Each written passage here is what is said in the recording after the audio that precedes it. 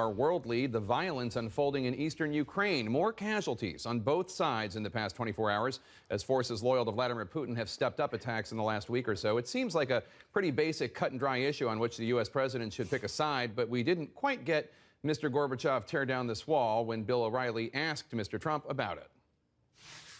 Within 24 hours of you on the phone with the Russian leader, the pro-Russian forces step up the violence in Ukraine. Yeah. Did you take that as an insult? No, I didn't, because we don't really know exactly what that is. They're pro-forces. We don't know, are they uncontrollable? Are they uncontrolled? That happens also. We're going to find out. I would be surprised, but we'll see.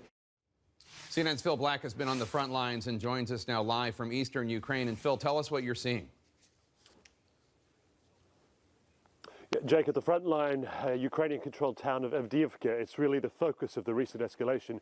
We heard and saw constant bombardment through the afternoon, artillery fire flying in both directions. Now, today, both sides seem to say that they suffered relatively few military casualties. No losses on the Ukrainian side, only 2 fighters killed on the pro-Russian separatist side. If true, then those losses are relatively light, given the intensity of what we were seeing.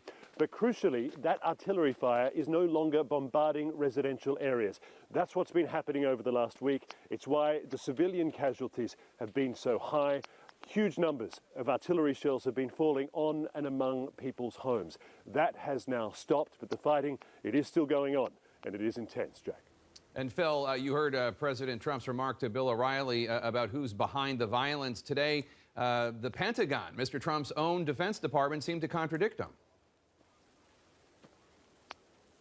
When Donald Trump says or suggests that Russia, Moscow, is not controlling those pro-Russian fighters, he is repeating the Russian government line. Moscow has said constantly that it is not a party to this conflict. The thing is, very few people actually believe that. Across Western governments, defense departments, intelligence agencies, there has been a consensus that Russia is arming, training and supporting those pro-Russian separatists. And so you're right, that is why the Pentagon today effectively contradicted the commander-in-chief when its spokesperson says that Russia has its fingerprints all over everything that is happening here in eastern Ukraine, Jake.